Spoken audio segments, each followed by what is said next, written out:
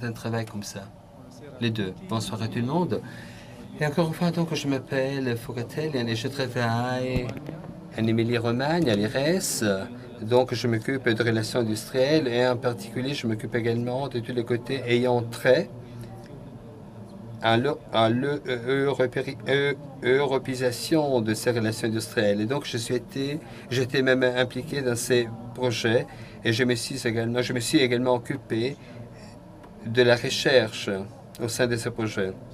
Et la recherche était surtout pour la mise au point d'un nouveau questionnaire et pour, dirais-je, distribuer la distribution de ces questionnaires et pour arriver, dirais-je, à mieux lire les données. Donc, 50 questionnaires ont été donc rendus, 50 qui ont été donc remplis pendant le 5 ateliers qui ont été organisés dans le cadre de ces projets. En moyenne, donc, 10 questionnaires qui ont été donc rendus à chaque atelier. Enfin, c'est pas tellement exceptionnel, mais je pense que sur la base de ce thème, nous sommes tout à fait satisfaits. Donc, même dès le début, on n'avait pas prévu d'avoir beaucoup de questionnaires complètement remplis et rendus. On n'était pas déçus. Pas tellement content non plus. Donc, nous avons distribué justement ces questionnaires uniquement des délégués qui travaillaient dirais-je, des groupes comme ça, multisectoriels, un groupe tout à fait multisectoriel. Et donc, le nombre de cas possibles donc, a beaucoup baissé. Dans le cadre de ce questionnaire, nous avons aussi tâché d'analyser les problèmes et même les obstacles dus ou liés au caractère multisectoriel. En ce qui concerne donc l'établissement de ces... en ce qui concerne la chance de réaliser une délégation spéciale de négociation et aussi pour la phase, dirais-je, opérationnelle d'un comité d'entreprise européen.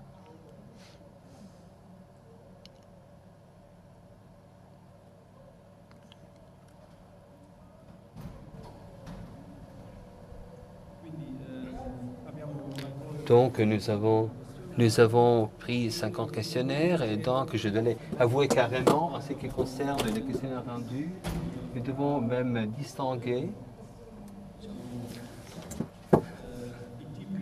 entre les différents types de multinationales qui ont été donc contactés. D'un côté, c'était des groupes là où il y avait déjà, où il n'y avait pas encore un C, et d'autre part, de sociétés là où il y avait déjà un comité d'entreprise européen. Et en plus, il faut donc distinguer également entre les comités d'entreprise européens. Est-ce qu'il y avait même des cas d'espèce, par exemple, là où cette convention devait être renouvelée, et d'autres cas encore, là où il y avait donc besoin d'un certain renouvellement de la convention qui avait permis donc d'avoir donc laissé du justement changement de la structure de cette multinationale.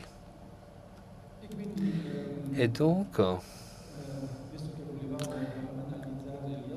étant donné que nous voulions analyser les obstacles, donc l'hypothèse du début était la suivante en ce qui concerne les obstacles. Finalement, il y avait trois types d'obstacles. Deux types dus à des problèmes tout à fait objectifs. Donc, les premiers problèmes concernaient justement même la cueillette des données, dirais-je.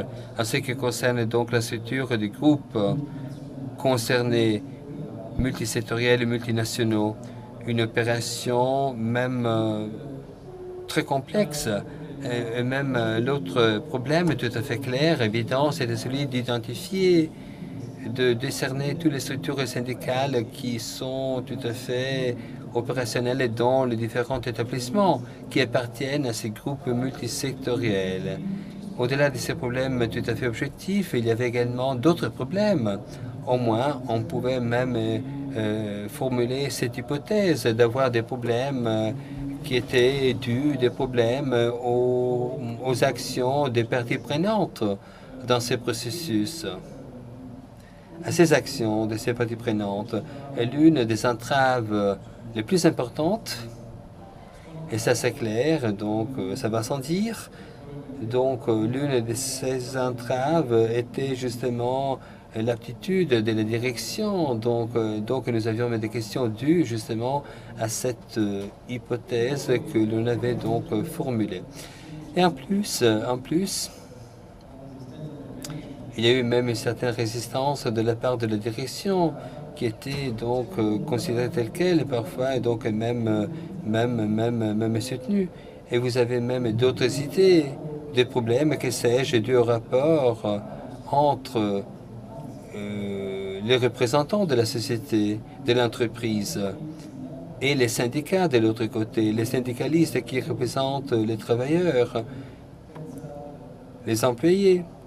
Donc on peut penser à de nombreux problèmes, les différents syndicats justement industriels, étant donné que nous parlons du caractère multisectoriel. On pourrait même penser à des problèmes, je ne sais pas, dus à d'autres raisons entre différents syndicats ressortissant de différentes confédérations. On pourrait même penser, que sais-je, à d'autres problèmes entre les structures de représentation au niveau d'entreprise et les syndicats, aux structures syndicales.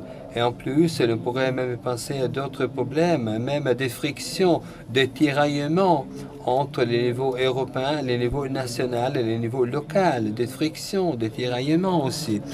Donc les questions dont les questionnaires étaient surtout des questions qui étaient justement axées sur ce possible constat ou problème.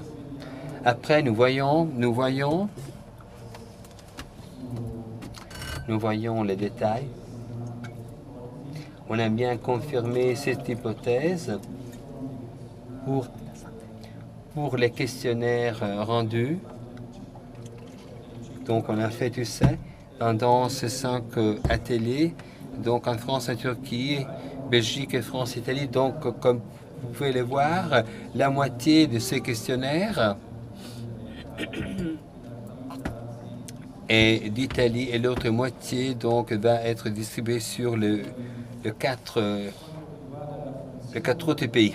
À ce qui concerne la fonction, ceux qui ont rempli le questionnaire, donc pour ces questionnaires remplis, donc nous voyons, ce sont des gens qui appartiennent justement aux structures de représentation au niveau de l'entreprise, donc les représentants tout à fait officiels de l'entreprise et de la société, qui est tout à fait normal. En ce qui concerne les autres 3 types de répondants, donc vous voyez donc des membres de délégations spéciales de négociation, des répondeurs, de membres du comité d'entreprise européen, ces répondeurs, et même de syndicalistes. Donc les 3 derniers types représentent un tiers de répondeurs. Donc un tiers qui a une certaine expérience dans ce domaine au niveau européen. Voilà ce qui est des répondeurs. En plus, il faut dire également qu'il y avait 13 représentants qui étaient déjà membres de structures de coordination nationale. Par la suite, toujours en ce qui est de ce questionnaire, une question, voilà une question tout à fait importante était si au cas de différents sites affiliés de production, s'il y avait donc une certaine coordination au niveau du groupe, au niveau national. Voilà donc la bonne question. Nous avons déjà une bonne réponse, une première réponse est tout à fait importante, malheureusement pas positive, parce que pour la moitié des cas, cette coordination n'existait pas au niveau national, tandis que dans l'autre moitié, disait qu'il y avait cette coordination, mais c'était une coordination tout à fait, dirais-je, coordination avec une certaine, dirais-je, pluralisme syndical.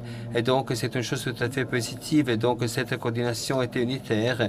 Mais pour la minorité, c'était la coordination faite par un seul syndicat et pas avec, dirais-je, une présence, dirais-je, de nombreux syndicats. Et pas de coordination nationale parfois. Et il y avait une coordination nationale seulement en 5 cas. Il y avait une coordination nationale et même entre les différents secteurs, donc 5 cas uniquement. Voilà donc des choses qui devraient nous faire réfléchir à ces données. Donc voilà donc une sonnette d'alerte. Et donc ici, nous voyons l'urgence d'investir en ce qui concerne ces choses. Concernant la coordination intersectorielle qui prévoit donc l'implication de tous les syndicats de catégorie qui sont justement impliqués au niveau de relations industrielles de ces groupes. Et par la suite, nous avons une autre question concernant justement si il y avait des alliances au niveau national entre le représentant des employés et la direction centrale. Voilà donc la question suivante. Qui serait aussi représenté un obstacle, par exemple, dans la phase de constitution d'un comité d'entreprise européen? Parce que, comme tout le monde sait, souvent, pas tous les représentants des travailleurs dans les pays où il y a la maison mère sont intéressés à la création d'un comité d'entreprise européen parce qu'ils peuvent craindre aussi de perdre une partie du contrôle sur les relations industrielles au niveau de l'entreprise. Donc, pour ce qui est des réponses, on peut dire que dans 2/3 des cas, ce n'était pas ça le cas, la situation.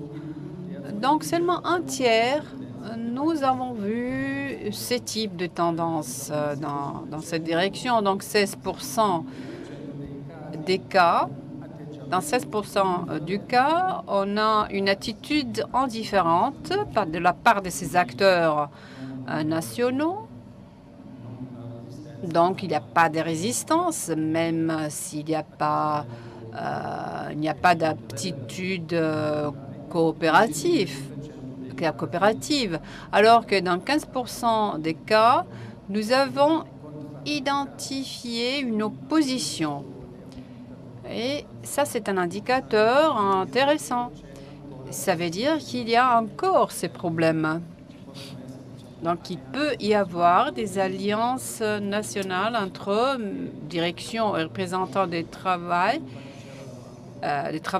qui travaillent contre la constitution de comités européens d'entreprise. Et en effet, par exemple, ces alliances ont empêché la création d'un comité d'entreprise européen. La question successive concernait la position de la direction, l'attitude de la direction. Et dans cette question, on a vu que 40% des cas, dans 40% des cas, la direction était favorable. Dans un autre 40%, la direction était indifférente. Et pour environ 21% des cas, la direction était contraire. Et surtout, très peu collaboratif ou bien ouvertement contraire. Donc, dans un 5e des cas, comme réponse, on avait une attitude hostile de la direction centrale pour la constitution d'un comité d'entreprise. Mais ça ne surprend pas. Donc, on peut continuer. On peut voir d'où provenaient les informations qui était nécessaire pour la constitution d'un comité d'entreprise européen. Dans la plupart des cas, c'était la direction qui fournissait les informations pour constituer ces comités. Donc ça c'est prévu par la directive. Et donc, c'est normal que c'est la direction qui fournit les informations, mais on sait aussi que la direction a refusé de fournir ces informations. Ensuite, l'autre source étaient les structures syndicales du pays, où il y avait le siège du groupe multisectoriel, ou bien c'était les structures de représentance qui travaillaient ou qui travaillent dans le pays du siège central, ou dans d'autres cas, c'était les fédérations européennes qui fournissaient toutes les informations nécessaires. Les résultats, comme résultat, on a demandé quelle était la durée du processus de négociation pour la constitution d'un comité d'entreprise. Vous avez vu vous voyez ici qu'il y a des cas où ils ont pu créer un comité d'entreprise en 6 mois, en 6 mois, ou bien dans 2 ans. La plupart ont réussi à constituer un comité d'entreprise européen seulement après 2 ans. C'est-à-dire, ou bien on le fait immédiatement, ou bien on peut créer un comité d'entreprise immédiatement, ou bien on n'arrive pas à le faire. Ça doit prendre du temps. Une autre question très importante concernait la syndicalisation de membres de la négociation, de groupes de négociation, de spécialisation. Dans la plupart des cas, le problème était que seulement une minorité des délégués étaient syndicalisés, avec toutes les conséquences que ceci peut entraîner pour la constitution d'un comité d'entreprise et aussi pour la négociation d'un accord positif ou bien aussi moins positif. On peut continuer. Alors, pour ce qui est de la présence des syndicalistes, vous voyez les résultats assez positifs. Dans la plupart des cas, 90% des cas, nous avons donc la présence de ces syndicalistes dans la direction.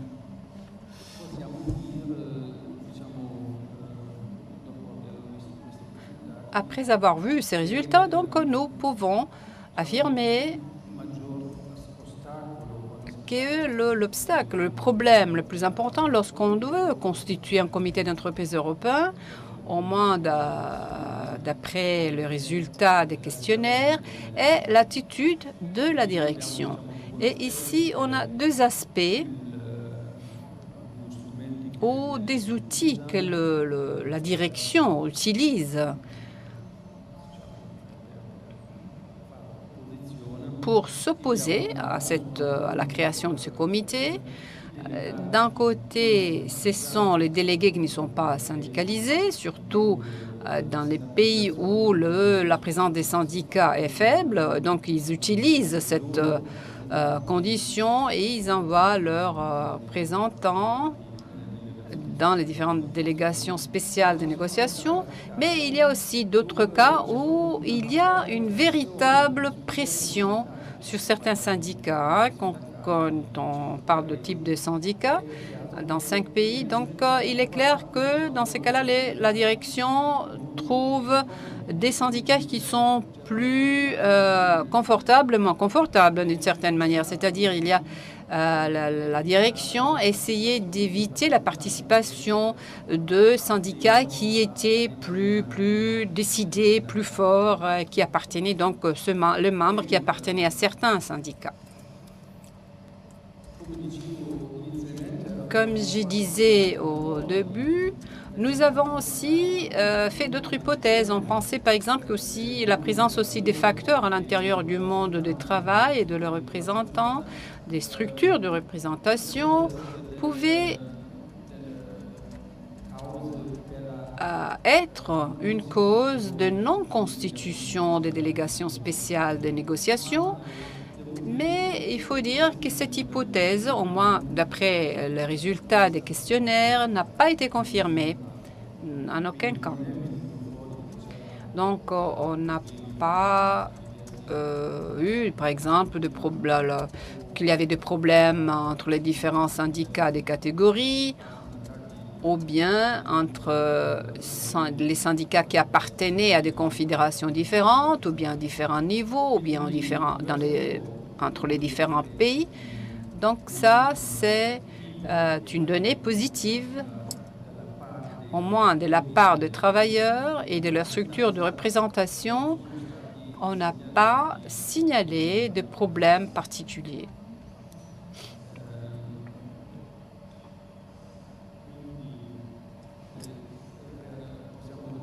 Donc, pour résumer tout ce qu'on a dit, le vrai obstacle à la constitution des comités est représenté d'un côté de l'attitude de la direction et de l'autre côté par la complexité de la structure multisectorielle des groupes multinationaux et donc multisectoriels aussi. Ceci, en effet, rend le processus d'approvisionnement des informations très difficile, et on a vu aussi qu'il y a d'autres problèmes, c'est-à-dire la syndicalisation des délégués. Quelqu'un aussi mentionné l'effet, par exemple, qu'il n'y a pas eu de formation pour les délégués, et ça aurait été nécessaire. Et comme vous pouvez bien imaginer, dans la formation,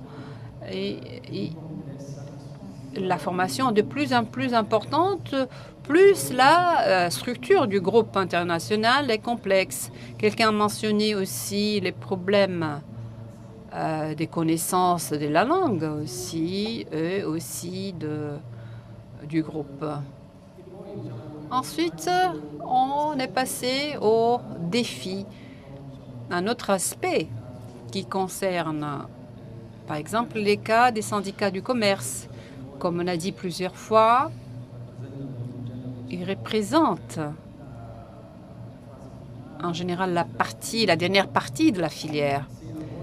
Et parfois, si ces syndicats n'ont pas été représentés, ceci était dû aussi au fait que leur poids en termes de membres n'était pas suffisant, parce que cette part était trop petite. Donc, lorsqu'on devait créer un comité, leur poids n'était pas suffisant pour être suffisamment représenté dans la DSN. Donc, même si même ça représente un problème, on devrait nous poser des questions sur les solutions possibles pour surmonter ces types de difficultés. Et je parlerai tout à l'heure de ce problème, cet aspect pour ce qui est des défis. Qu'est-ce qu'il faut faire? Je crois que le défi principal est au début du processus de constitution d'un comité d'entreprise. Il faut faire un mapping, un mappage bien soigné des sites, des structures syndicales qui sont présentes dans les différents sites de production, aux structures. L'autre défi concerne aussi ce qu'on a dit plusieurs fois, les besoins de créer une certaine alliance au niveau européen dès le début, afin d'éviter des tensions qui pourraient surgir après. Donc, ensuite, travailler pour une syndicalisation plus importante des travailleurs, et aussi assurer la formation. Et ça, c'est valable surtout pour les délégués qui n'ont pas d'expérience. Alors, quel pourrait être le point de départ pour développer, par exemple, des stratégies pour faire face à ces problèmes? Alors, ce que je vois ici, je vois surtout 3 outils. Les 2 premiers sont liés à la première directive et donc concernent une utilisation meilleure de nouveaux droits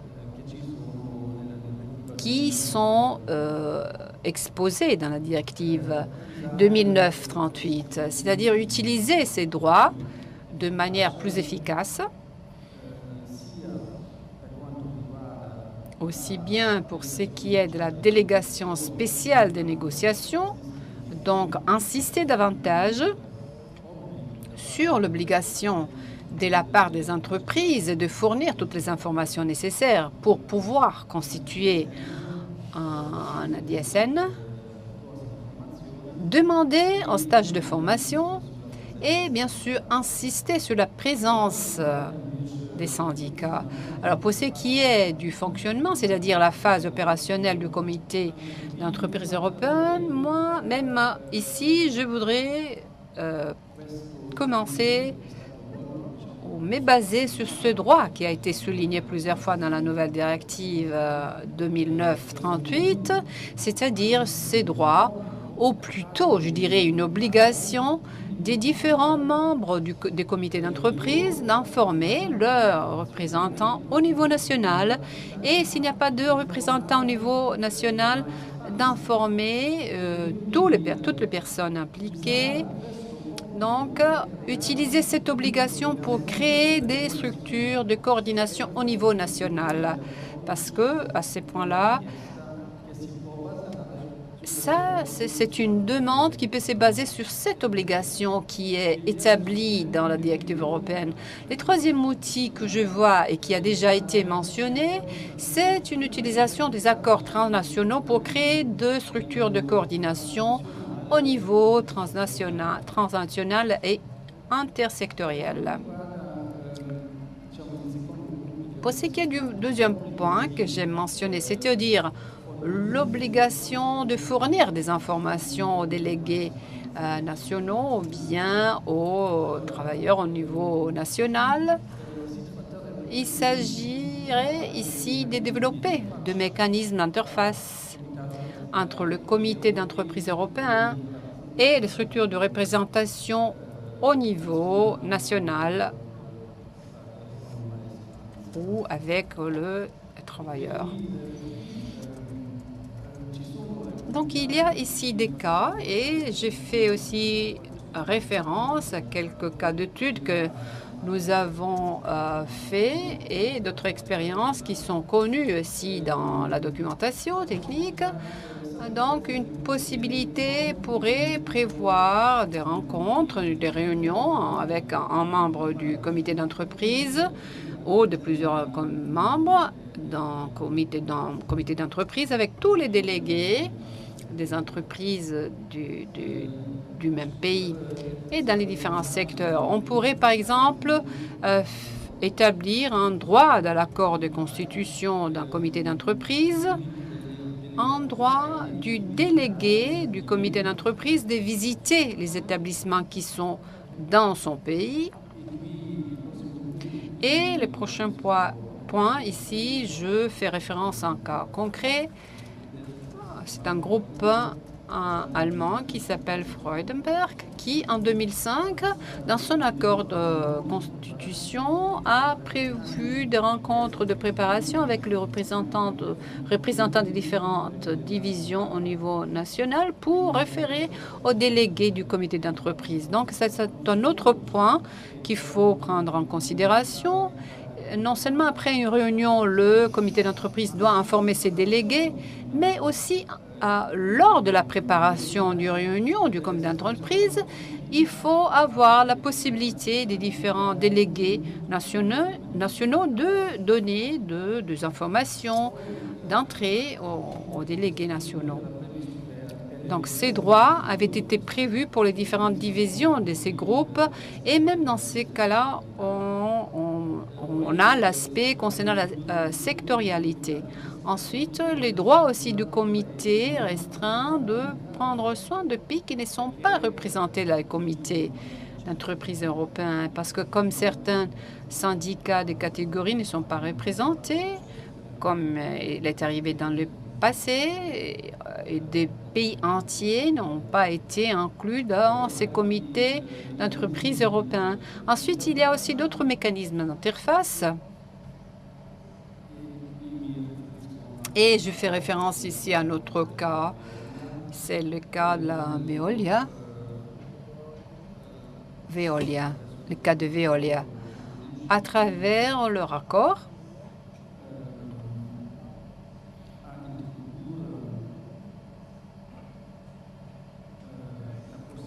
ils ont été capables, ils ont eu la possibilité d'introduire la possibilité de constituer d'organismes de coordination intersectorielle au niveau national. Et cette même expérience, on a cette même expérience dans le cas de Bosch qu'on a pris comme cas d'étude au niveau national. Veolia n'est pas une société allemande, probablement c'est une société française, Veolia. Toujours dans le cas de Bosch, on a toujours la possibilité de constituer des groupes de travail. Dans le cas de Bosch, toujours par division.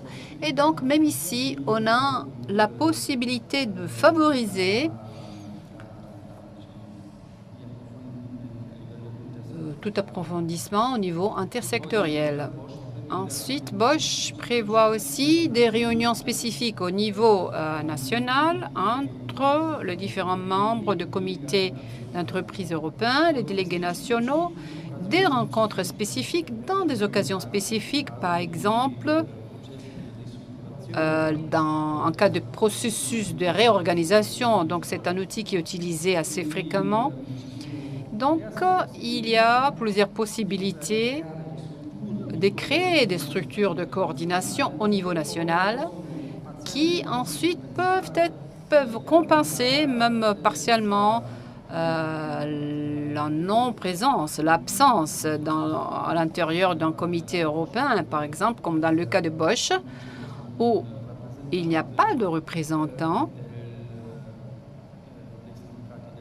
des syndicats du commerce, par exemple. Donc, ça, c'est, disons, c'est une deuxième essai. Lorsqu'on est capable, on ne peut pas être représenté au niveau du comité comité d'entreprise européen, il faut au moins créer des organisations efficaces au niveau national pour compenser ces manques. Donc, on arrive maintenant à un autre outil sur lequel on pourrait travailler, d'après moi, c'est-à-dire les accords de modèle qui sont utilisés ou par les fédérations européennes. Parce que normalement, dans ces accords cadres ou modèles, il n'y a pas de référence aux accords spécifiques de la multisectorialité. Donc, il faut tenir compte aussi, prendre en compte les problèmes qui sont liés à la multisectorialité dans ces accords modèles ou échantillons.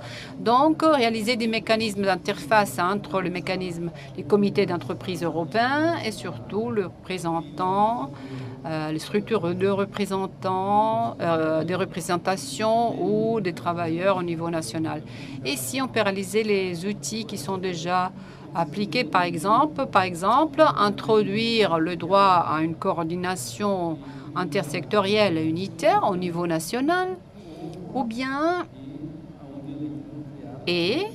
un droit de créer des groupes de travail élargis pour les représentants au niveau national. Alors, tout à l'heure, je parlais des trois instruments. Le troisième instrument est représenté par les accords transnationaux, les conventions transnationales.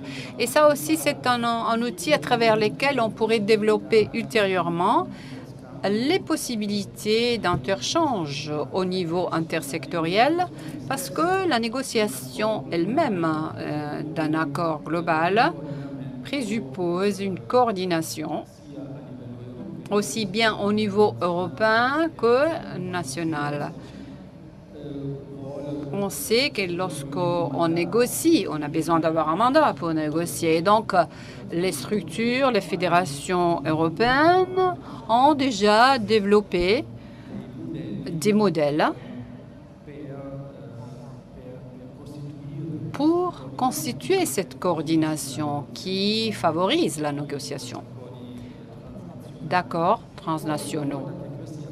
Une fois que ces accords transnationaux ont été signés, il y a aussi le problème de l'application de ces accords et donc la surveillance. Donc, dans les services de surveillance, cet aspect intersectoriel devrait être mis en place. Donc, au niveau transnational, il y a aussi un autre outil. Il y a 3 voies, 3 manières pour arriver à une coordination au niveau transnational. Le premier, ce sont les accords transnationaux. Dans d'autres cas, c'est l'extension d'une expérience positive de relations industrielles positives existant au niveau national et donc une extension au niveau européen ou même au niveau global. Par exemple, dans le cas Danone en France ou dans le cas de Volkswagen, où ils ont constitué des comités d'entreprise globaux. Ou bien pour la Bosch, où ils ont organisé 2 conférences globales où tout le monde pouvait participer. La 3e voie pour arriver à une coordination au niveau transnational est représentée par les niveaux de conflit, c'est-à-dire les niveaux de conflit qu'on a au niveau transnational. Par exemple, les cas des HP. L'attitude peu collaborative de la part de la direction a mené Industrial and ONI Global Union à les amener à créer une organisation au niveau européen. On a eu aussi des expériences similaires, par exemple au niveau de General Motors. Et donc l'attitude qui n'était pas collaborative de la part de la direction a mené à la création d'une alliance au niveau transnational. Donc pour conclure, on peut dire que comme nous avons vu, les problèmes et les défis dans les différents groupes multisectoriels sont environ le même qu'on a dans les autres groupes. La différence, et ce qui rend ces cas différents, c'est la complexité, ce qui augmente la complexité. Donc, il devient, si vous voulez, plus difficile d'obtenir des informations et surtout les informations qui sont nécessaires pour le travail des syndicats.